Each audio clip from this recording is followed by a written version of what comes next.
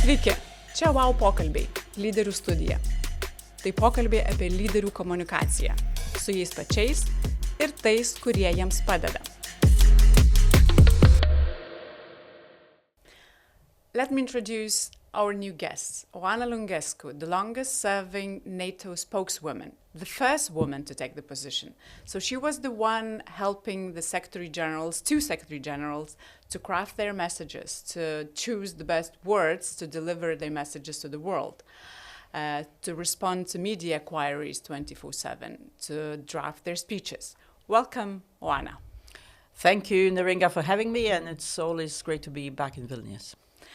And you are here in Lithuania to deliver a training for our event, Persuasion.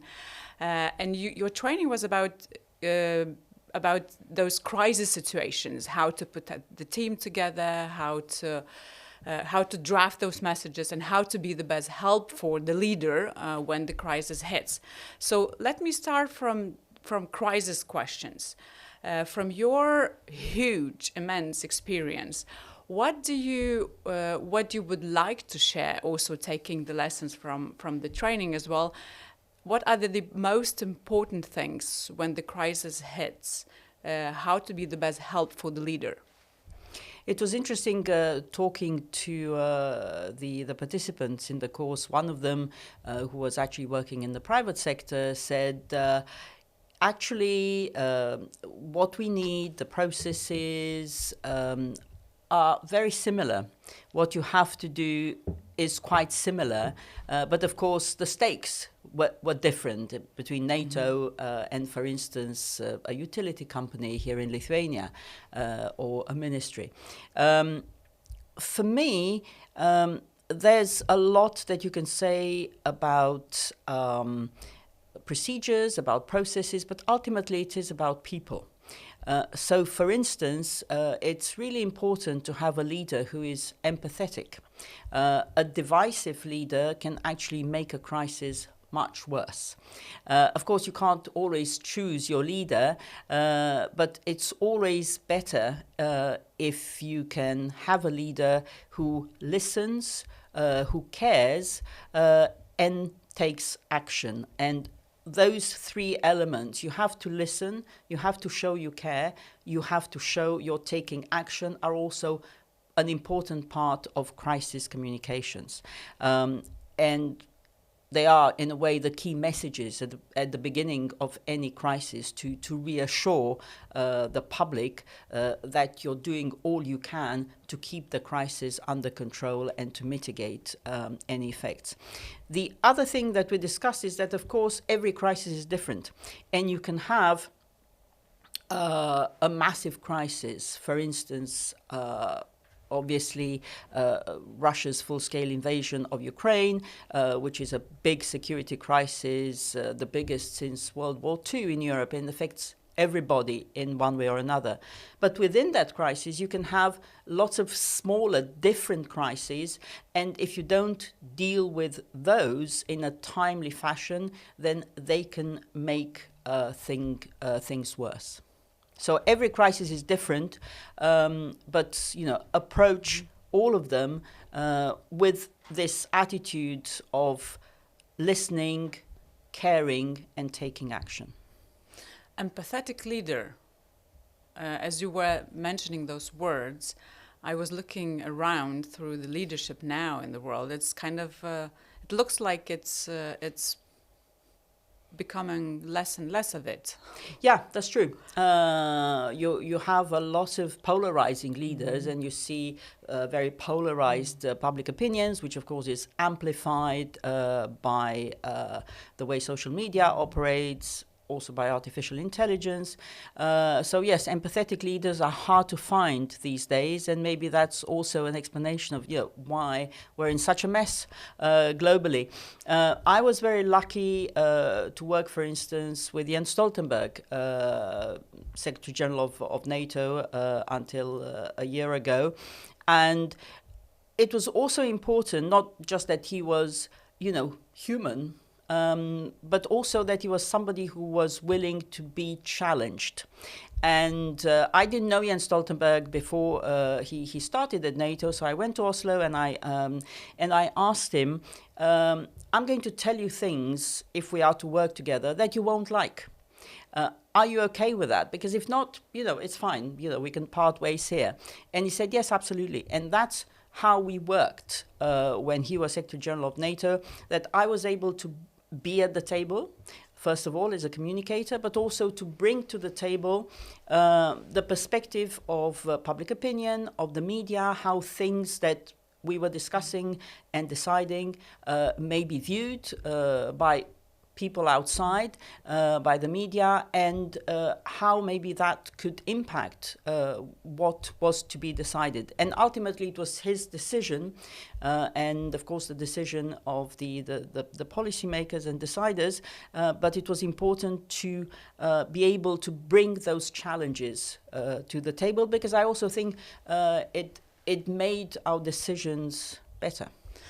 You touched a very interesting point, the ability and the possibility to challenge the leader for the sake of better quality of communication, of basically of the whole work of the organization.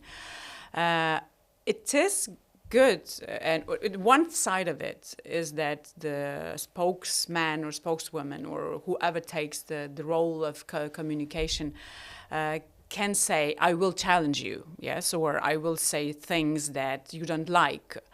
But also there is the other side. The leader has to open up and to show to her team that I'm open to different opinion, to completely different opinion. Please challenge me. How you think is best for leaders to show that willingness? Because I see a lot of leaders, I see a lot of heads of organizations that do not receive that service basically from their teams, that challenging service, confronting them, saying you are not right, or let's go the other way, or let's try differently. So how a leader could show to a team that please challenge me? Well, it's not easy, I think, because if you've got to that position, you have shown a certain level of competence. So it takes a lot of self-confidence to be able to open up and to consult and to ask for other people's opinions. I mean, with Jens Stoltenberg, we would be working on speeches, because very closely, line by line, word by word, and he would always be open to other people's views, because he wanted it to be right and to be, at NATO, both with Jens Stoltenberg and with Anders Fogh Rasmussen, his predecessor, we made policy through speeches. Speeches helped advance NATO policy, put forward new ideas, and explore the options that we had. But for instance, again, coming back to Jens Stoltenberg, he was somebody who learned how to read very late. I think he was aged 11. So he had difficulties with reading. And so, but then the first book he read was about the Battle of Stalingrad. So suddenly, he made this massive leap. But because of that, he was much more open to discussing things, rather than him in his office reading stuff and then saying, okay, I'm going to do that, and if you have any views, if not, thank you, we'll move on. So there was a process in itself which was authentic to him.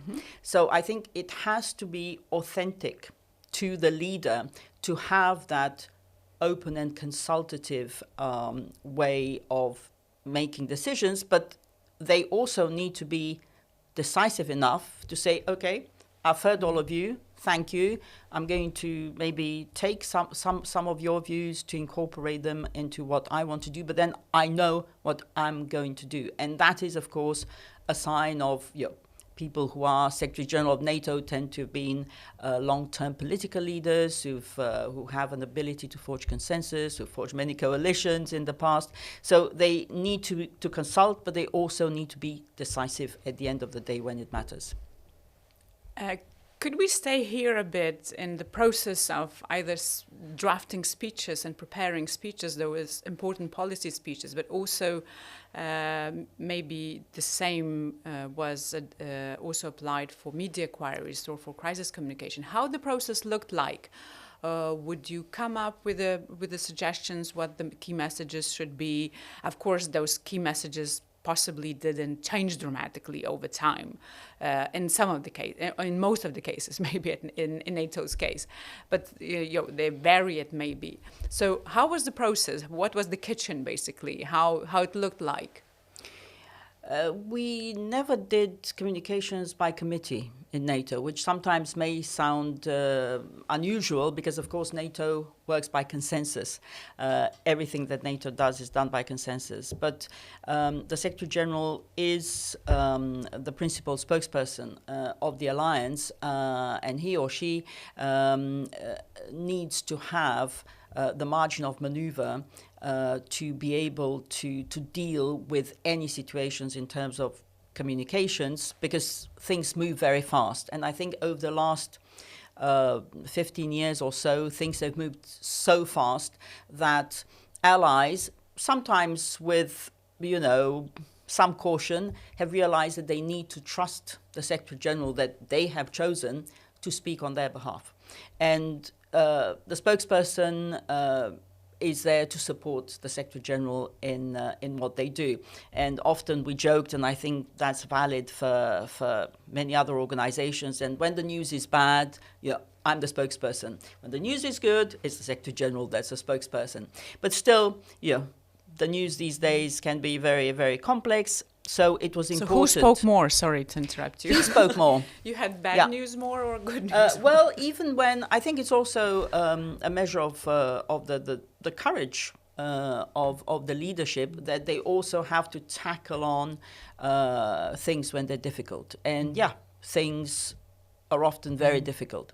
And so if there were small issues which could turn into crisis, but which could be resolved at a lower level, then I would be dealing with them.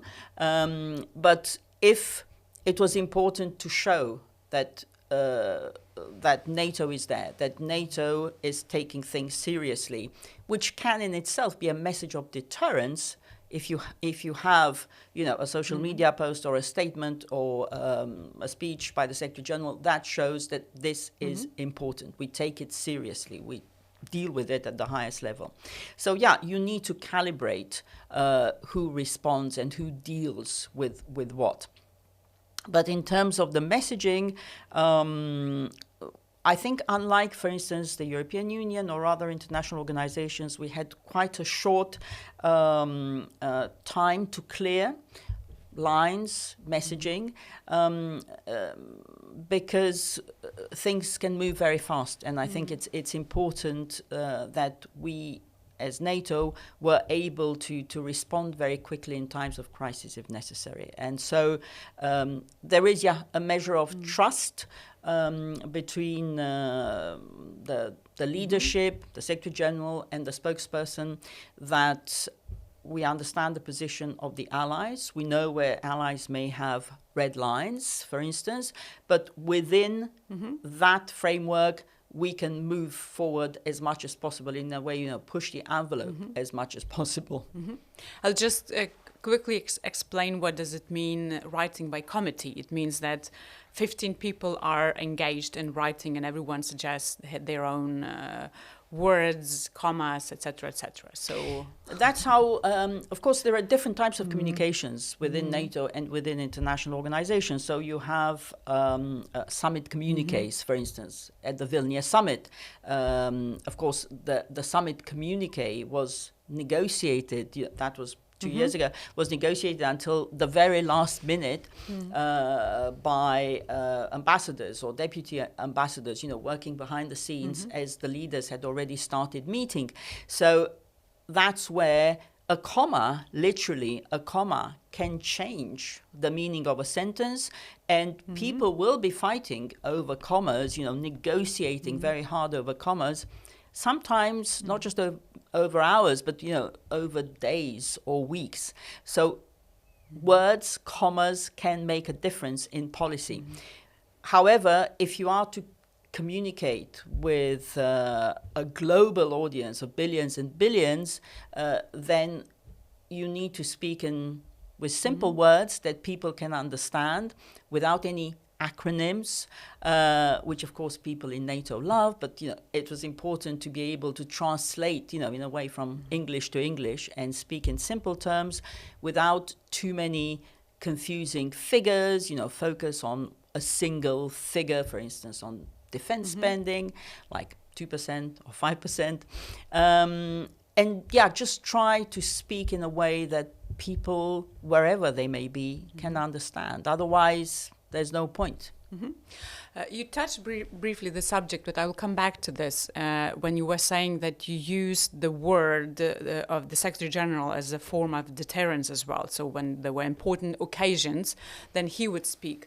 How would you advise leaders, maybe more from corporate world, but not necessarily, I see that in institutions as well, for the importance of them, of leaders of the organization speaking up, not delegating that to, or sometimes maybe, but not in all the cases, delegating to PR people or to HR people in case of internal communication, because there is this tendency to say that maybe not that good, maybe my communication person does that better, so let him or her speak. You need to always, in a crisis or before a crisis, you need to think who's your spokesperson. And sometimes it may be the actual spokesperson. Sometimes, for instance, in the case of NATO, we also had a military spokesperson because they knew better what was going on. Sometimes it may be the Secretary General or another political figure. So you need to always think who would be the best person, the most appropriate person for this particular crisis. But I think for the leaders, including in the private sector, it's important to realize that even if you're very experienced, if you're very good at what you do, you will still need to prepare. And that was the lesson, So I worked with Anders Fogh Rasmussen and with Jens Stoltenberg, two long-standing prime ministers who had been there and done that for a very long time.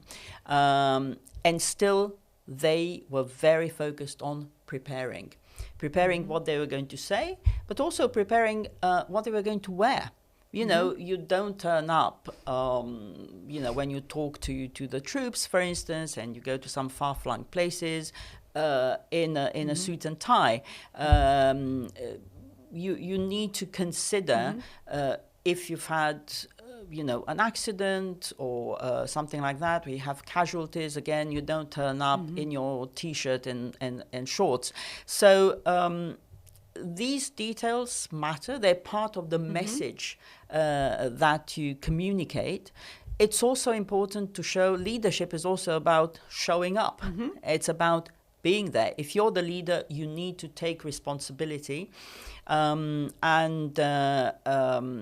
I think it's important also in preparing for crisis communications, if you have exercises on crises and how you deal with crises, that the leaders are also involved in those exercises and they are seen by the team as being part of the exercise and of the preparation.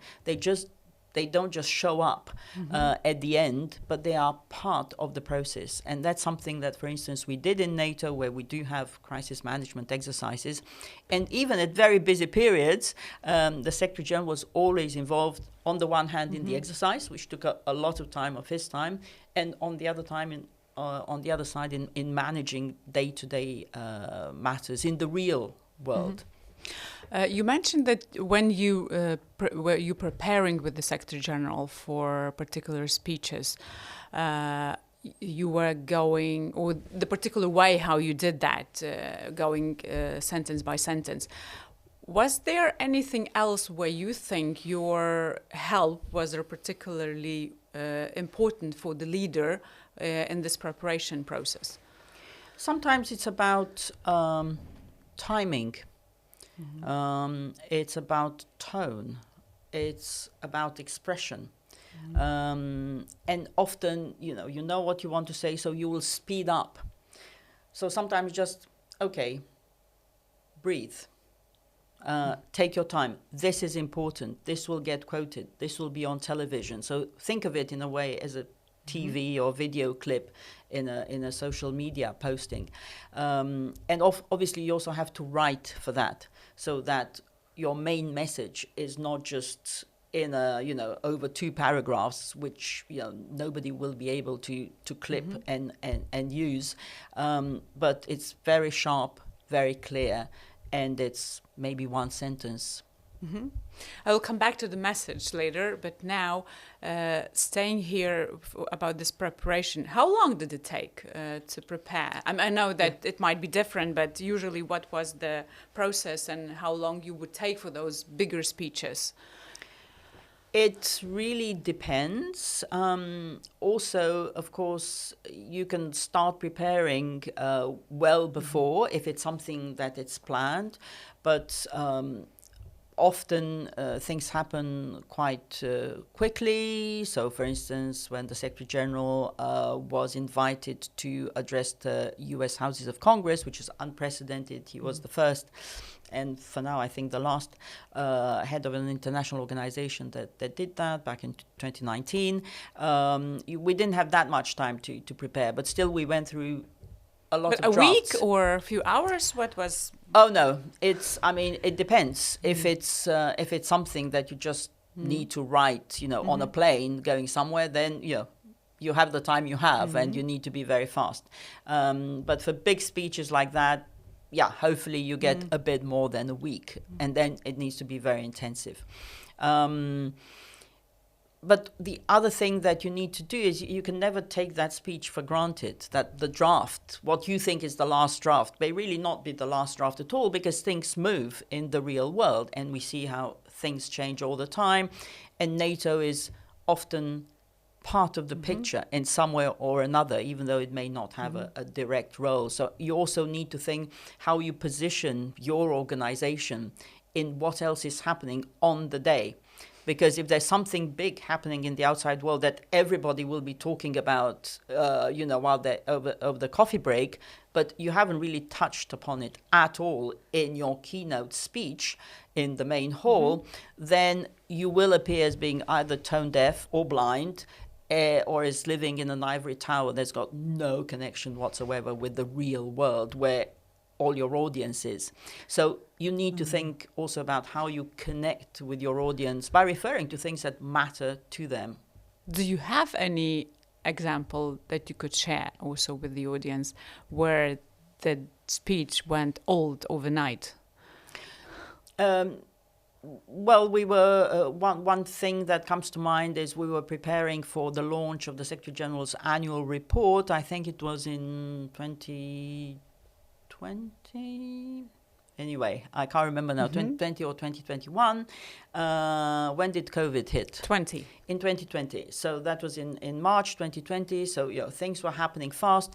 And of course, the annual report is sort of backwards looking. It's the previous year, and forward looking a bit when it comes to the organization itself.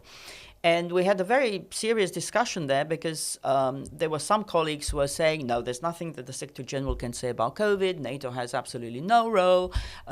This is for national authorities to deal with. This is for health authorities.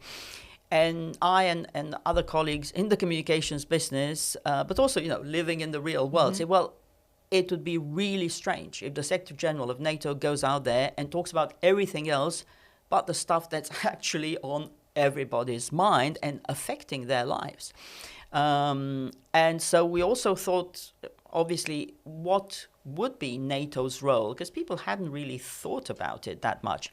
And we thought, well, of course, we do have a role in logistics, in providing, for instance, airlift for vaccines, for protection kits.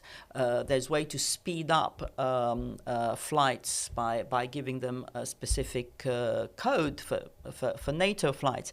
So coordination, of course. So there were lots of things that actually NATO could do and eventually did do. But in a way, it started within a couple of hours, we turned around the remarks for the launch of the annual report, and basically the start was about COVID and how it affected, how it was a security issue as well, and how it affected everybody, and what NATO could be doing to help people and our allies through this crisis. Let's go back to messaging. You mentioned already the importance of having that core message that media can pick up as well. How that process developed in your case? What helped you to develop that core message, and how was it done? And how you, what you had to do to keep that one message in one piece when drafting SecGen's speeches and entries? Well, obviously for NATO, the key message is unity. All for one and one for all. Easy. Yeah, you would say. But of course, it's also easy to undermine. It's easy for others to try to undermine, and sometimes we do it ourselves, to ourselves, right? Because our domestic divisions among allies, differences, of course, are part of democracy, and that's what makes us strong, but they can also be exploited by our adversaries to undermine that central message of unity. So for every summit, whenever you could come up with lots of other stuff, but it was always about unity. And if you don't have that in NATO, then everything else actually doesn't work. So everything that we did and that we focused on was about that central message of unity. And of course, in a very diverse alliance now of 32 countries, you can only, we sort of decide with the Secretary General what he's going to say, but for the allies, of course, they will have their own domestic agendas, they will have their domestic publics. So what we tried to do was to help create a certain unity of message by doing what we call a playbook. So we would have at regular intervals, before ministerials, before summits, every month, we would put together our key messages, which usually didn't change, exactly as you say, because they were our core messages, our core narrative, and that shouldn't change every 5 minutes. It's about you, it's about who you are, it's your own story. And then reactive lines to whatever else was happening. And I know that in particular for smaller countries or medium-sized countries in the alliance, it was a great help, because I had ministers coming to me and saying, well, thank you very much for that, because it helped them structure their own narratives and their own approach to what they were going to tell their own audiences. So it's a way, in a way, to speak about the same things, but with different words, in different contexts, but just keep in mind the same key messages. So it looks like you had an easy life. You never had to fight for keeping key messages in the speeches, or there was no one saying, no, let's change the message and let's do this. It should be the central message, or where Secretary General has to say this and this and this and this and this. Those Christmas tree speeches. Yeah, very easy life, always. No, I was privileged to have the trust of the Secretary General, and that was the most important thing. But otherwise, of course, there were always around the table, people will have the people who would know much more than I did, of course, because I'm not an expert in anything in particular. I'm not a defense planner, I'm not an expert in operations.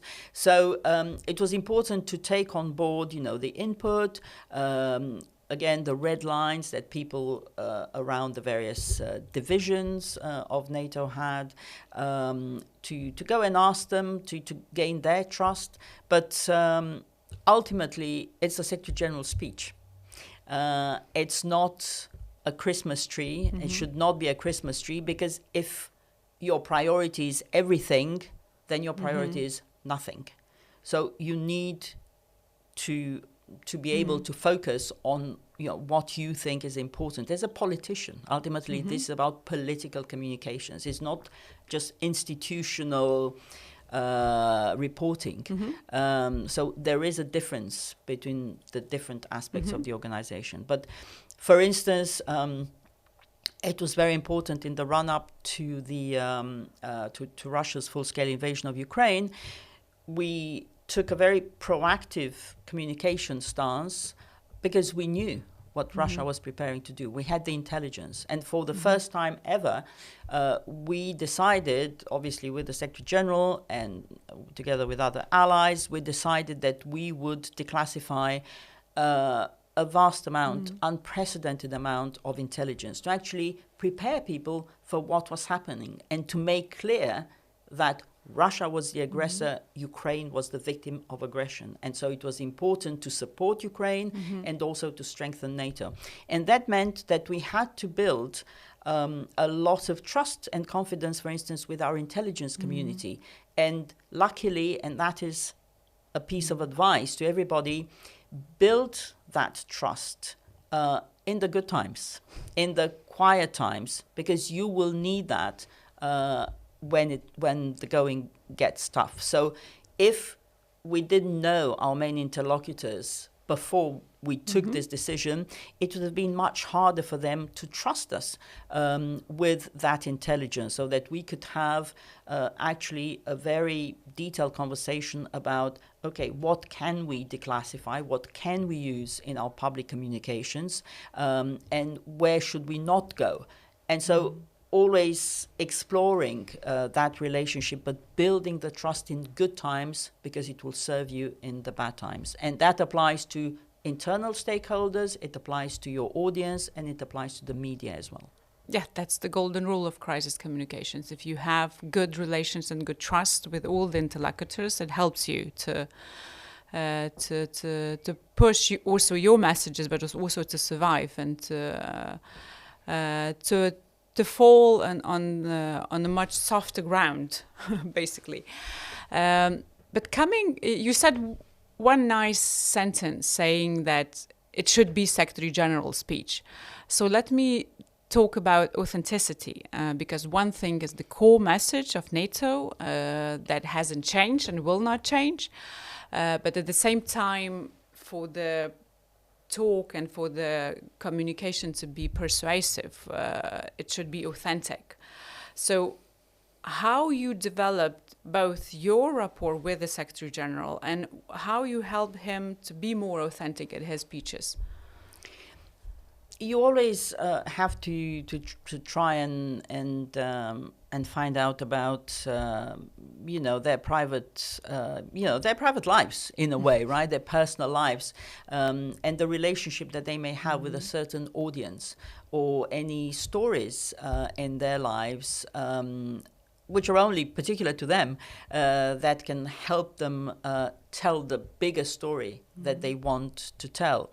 And that's not always easy, also because, politicians are so much in their head and in the now that, you have to pull out those stories and those anecdotes, if you will, again, before necessarily a big speech which has to be written very fast. So it's about, again, building that relationship and just, talking to people about their lives, their families. So I don't know, one story that is quite particular to Jens Stoltenberg is that he grew up in a family of politicians, civil servants. So they used to do what he calls kitchen table diplomacy.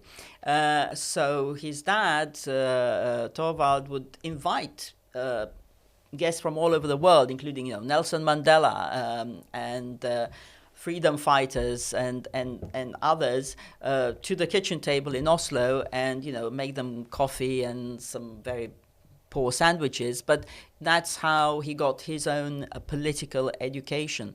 So it's about bringing on stories like that, or the fact that his mother knew the singer Leonard Cohen because she studied in Canada and was married first to a friend of Leonard Cohen. So that's the sort of story, for instance, that he told in Canada, or stories you should have from told his it more childhood. often, because I heard it only at the event yesterday. So Well, you're not a Canadian, are you? You No, I'm didn't know not. you were a Leonard Cohen fan? But was it difficult to convince him that, Secretary General, you need to tell a story? What he would usually reply? No, or? No, it's more about trying to find the right story in a way.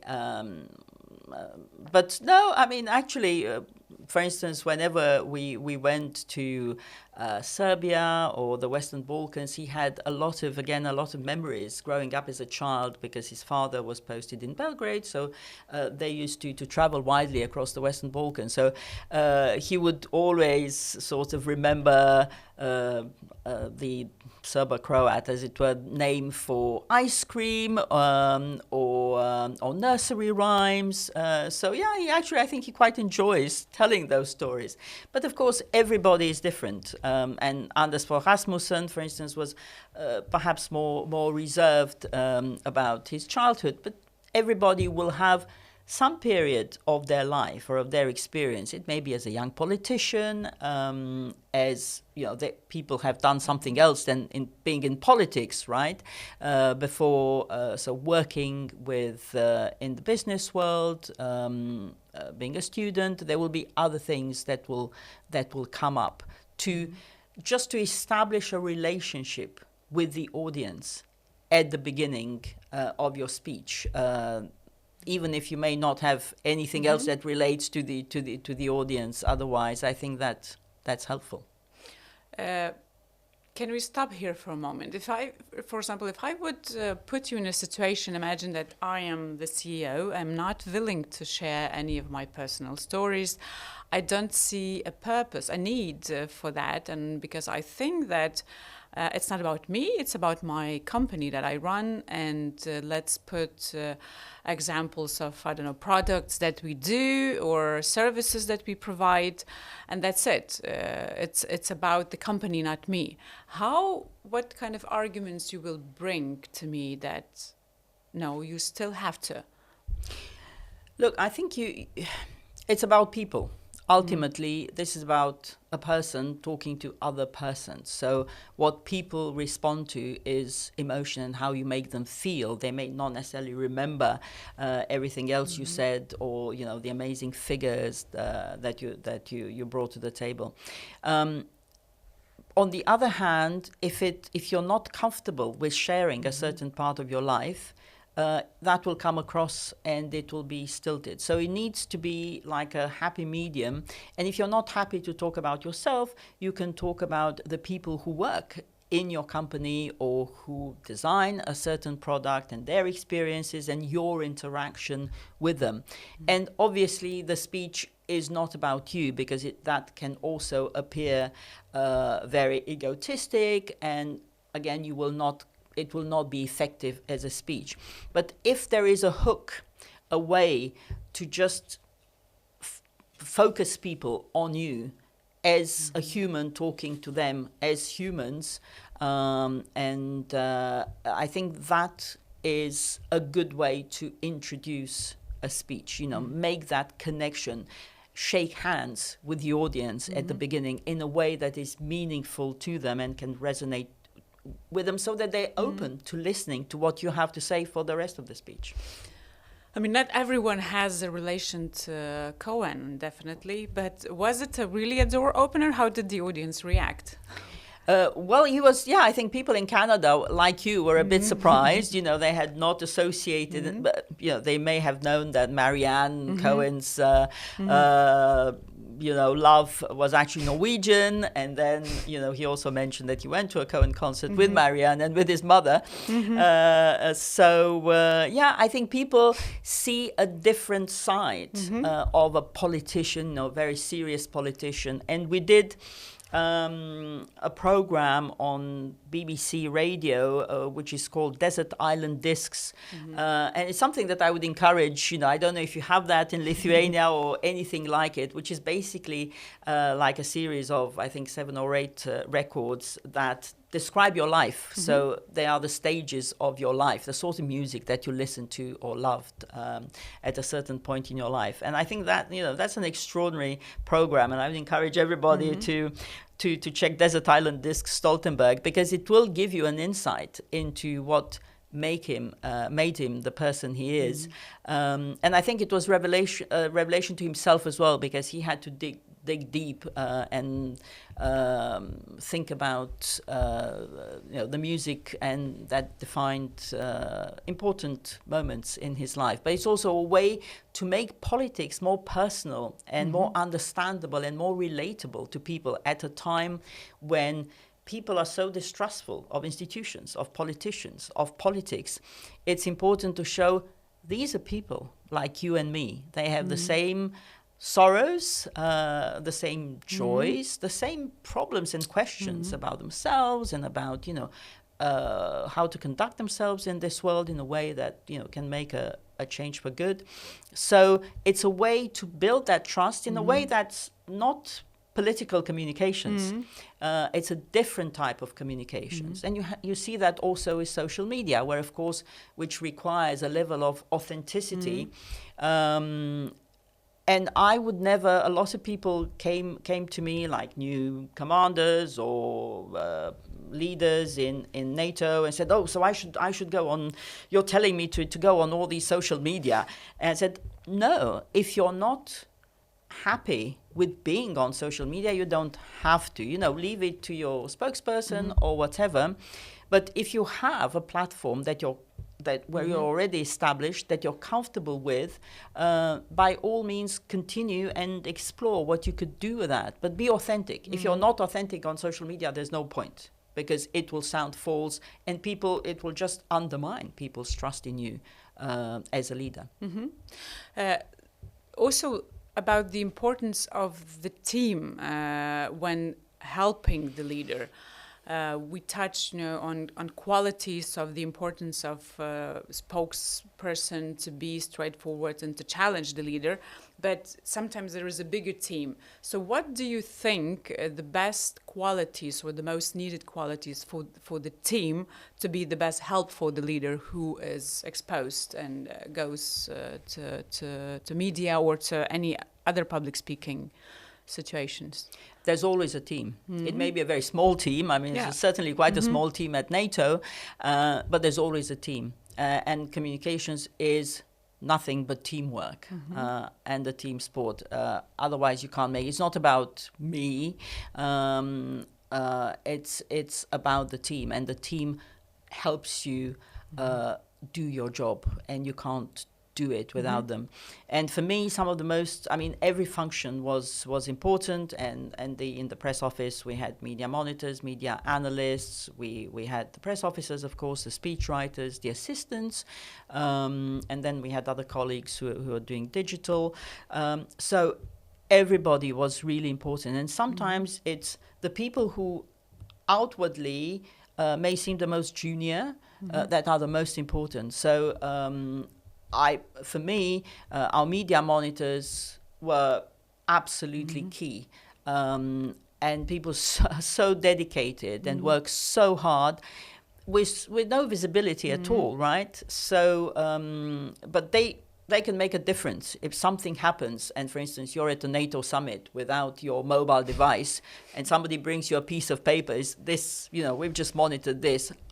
This is really important. I need to pass this piece of paper on to the Secretary General, and then recommend a course of action. So I think it's really important that, of course, you train people and you give them that opportunity, because things are moving so fast in the communications world. But also that you recognize them and you thank them. And, I used to do, what we call herograms. So, just an email to the team thanking individuals for what they were doing, and praising them and showcasing their role, which may not have been visible to others. But also, if I came to Lithuania, I would bring back chocolates for the team or whatever. We would have breakfast with croissants, because this was Brussels. But, thank them, reward them, train them, give them an opportunity to move around and to do other stuff. And if you can, of course, give them exposure to the leader that they have been working with. So whenever we would be doing interviews and we'd had press officers, for instance, who had helped to set that up, I would always introduce the press officers. If they didn't know the Secretary General, you know, they would take selfies or whatever. And that's something that, you know, being rewarded, being seen is really important, because you really depend on every member of the team. Absolutely. And could you also specify to audience how many speechwriters at the moment the last Secretary General had, and how often would they meet the Secretary General in person? There were 3 speechwriters, and I was coordinating the work of the speechwriters, and they would meet the Secretary General all the time. So they were always at all the meetings on speeches. So everybody had a certain speech that they were working on, because there was so much at any given time. So when we were discussing that particular speech, the speechwriter, of course, would be there, come up with their own suggestions, be involved in the whole process. And I know this is quite rare. So we were, again, extremely lucky to be able to work with somebody who wanted the speechwriters involved very closely, and, you know, listening to their advice, because that's not always the case with leaders. And I know many cases where people are told, well, you're never going to get to meet your principal, and they don't have any guidance to give. So, you know, you just need to work it out, literally, which I think is actually quite shocking, because you need to be able, if you want this to be your speech, you can't just say, oh, this is rubbish, what you've given me, this first draft. Make it better. You need to do be something. able, do something, exactly. Sprinkle some fairy dust and make this amazing. You need to be able to engage. If it is your speech, you need to be able to give guidance as to what you want and what you don't want in that speech. It may not come at, you know, everybody works differently. It may come, you may need to see the first draft to figure it out yourself. Actually, I don't want that structure. This is a structure I want, and I really want this particular point in there. Or I don't want any of this. Let's get together and have a short chat of, you know, 15 minutes, whatever time you have, just to try to figure it out. What are we trying to say? What is our key message here? What is the policy we're trying to push? But you need to give access to your speechwriters, your communicators, and the communicator needs to be at the table. If communications is an afterthought of what you do, you will fail. Amen. But as far as I remember, even from my times when I was at NATO, there was always 2-3 speechwriters, so the number hasn't changed. No. It's the same. Let's come to another help that is gaining momentum in the world is AI. Do you use AI for your now for your own speeches or preparations, or have you used them at NATO? I remember in my last year or so at NATO, at one point we were advertising for press officers, and one of the things we asked them to do is to write a short essay. You know, why do we need NATO in whenever 2023? And I just, of course, there is a check in NATO against plagiarism, including the use of AI. So HR runs those checks. So beware if people listening are applying for any NATO jobs and want to use AI, you will be found out. But anyway, so I tried to use ChatGPT in its first version about, you know, to draft this essay, and it was, you know, fairly competent, but it didn't mention Russia at all, didn't mention Ukraine, and then it had this. So I prompted it, and it had this disclaimer. Well, you know, my data ends in September 22. So, but of course, since then, things have moved on very fast, and I think it's definitely worth all of us increasing our AI IQ, to use two horrible acronyms, so to increase our level of awareness and understanding of artificial intelligence, what it can do and what it can't do. Because we can see our adversaries definitely using artificial intelligence to generate vast quantities of disinformation much faster and much more cheaply than, for instance, we may be able to. But I think there are different ways in which AI can potentially be used in crisis communications. I would say in particular when it comes to situational awareness, being aware what's out there in the information space. Is there a spike in the use of a particular narrative? Do you suddenly see increased mentions of, say, your product in a particular part of the world where you have a market? And why is that? And what is the tone? Is it positive? Is it negative? Is this a crisis that's emerging that you should be thinking of? So AI, of course, is able to crunch all that data much faster than humans can.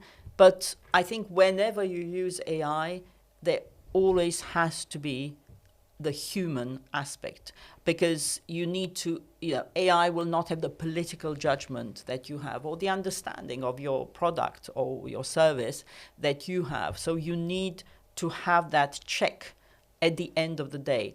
And if you're using AI to draft messaging, as I think people are starting increasingly to do, then be aware that using a statement drafted by AI with a sort of robotic tone of voice can actually make a situation much worse. So, people don't want to be reassured by ChatGPT. That's not reassuring at all. They want to be reassured by a manager, a leader, somebody who's actually another human, if we're in a crisis. In your work as a spokeswoman, I'm sure that you had to constantly to navigate between written word and spoken. Have you seen or witnessed any difficulties or any peculiarities how to navigate between the two forms of communication? Yeah, and obviously I worked for the BBC for many years, and I started working in radio, and then I went on and worked in television and then online, and all these three media are very different. And you write for television in a very different way than you write a short dispatch of 40 seconds for radio. These are very different skills. How they are different? Explain to our audience. Well, when you write for television, you write for pictures, and the pictures tell a lot of the story. So you have to be very economical in your use of words, and it's almost like poetry, I think. And you need to cue up the pictures, or to let the pictures tell the story, and then you can just conclude. So television scripts are very short, typically. In radio, of course, again, you need to focus on the essential, but you need to condense it, but there's more that you need to say to paint the picture in words. And often, of course, the best pictures are on radio, if we can paint those pictures well. Online, you can have longer formats, more explanatory, and of course explainers are now very much in fashion. So again, it's a different way of treating text and imagery.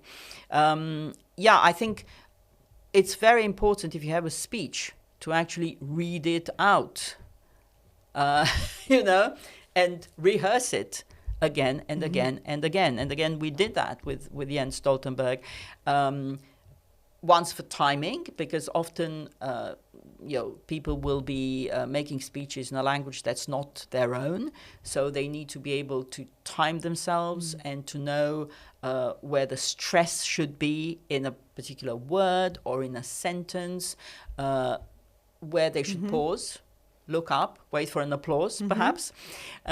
So this is about the spoken word. It's not just the written word. So often, if you look, for instance, at the speeches, of the transcripts of the speeches on the NATO website, Stoltenberg speeches, again, they look a bit like poetry because these are very short sentences, sometimes just 1 or 2 or 3 words to make the point. It's not long discursive sentences. I think Mark Rutte, the current Secretary General, has a different approach. It's more discursive, and that's what works for him. But for Stoltenberg, it was always very short, sharp sentences. And that's his style from when he was Norwegian Prime Minister. If you look at the rather famous speech he made in Oslo Cathedral after the terrorist attack as well, you'll see these are very short sentences which are very impactful because they are short. I have 2 questions remaining, I hope. One is about speeches as a tool, because speech is a tool to bring your message to the audience, the country or the world, but it's one of the tools that's always in the whole toolbox of a communicator. So how you would combine speeches with other forms of communication, what you would decide which messages you have, kind of speech as an occasion, as a central occasion, but then what goes to Twitter or X, what goes to Reels, what goes to what, how you would combine that strategy? Yeah, you need to look obviously at all the options you have, and you do have a lot of options and not a lot of time. So you need to see what works best in the long run, because if you've delivered, say 3 speeches in Germany already, you really don't want yet another speech, because you may not have that much to give to that particular audience, and it may not be the message that you want to deliver. So you need to think about which audience, what message you have for each audience, where does it make sense, at what time in the sequence of what you're doing, again, in the run-up to a summit, for instance, after a summit, if you want to do, as it were, after sales and explanations and of what was decided. So that will all be different. And yeah, speeches are just one of the tools, and they're also very time-consuming tools. So you need to treat speeches, more like a Sunday meal. It's not necessarily something that you do every day, 3 times a day, because that can get a bit boring. So, another speech by the NATO Secretary General. What's he got to say now? Not much. So you shouldn't devalue speeches. But of course, speeches themselves come in several formats. You can have a keynote speech where you really introduce a new policy. You're making a really important political point, looking to the future, announcing something. Or you can have like stump speeches, which is what politicians deliver during campaigns. You have your 3 key messages, which you can repurpose with a new anecdote at the top, depending on your audience, and then you don't have to work that much on that, because it's something that you've already internalized and you just deliver. Of course, we did a lot of op-eds in key media for the Secretary General about, again, there may not be an opportunity to give a speech, you may not be there to give a speech, but if you have an op-ed where you can sum up or preview something, that can work. Interviews, we did a lot of interviews with a whole range of media, with podcasters, for instance, as well, with influencers, so a whole range of types of media. And then if you have a speech or an op-ed or an interview, you can always repurpose the content in sort of short, snackable bites for social media, or do different social media formats, whether they're Instagram, lives, or whatever. Sustainable communication. Yes, there's a lot of it, yeah. Yes. The last question.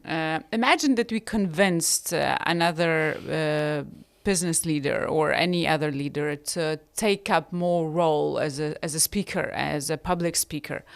What single advice, even without creating that illusion that one thing will fix everything, but what one advice you would give him or her? Prepare. Easy. Thank you, Oana. You're welcome.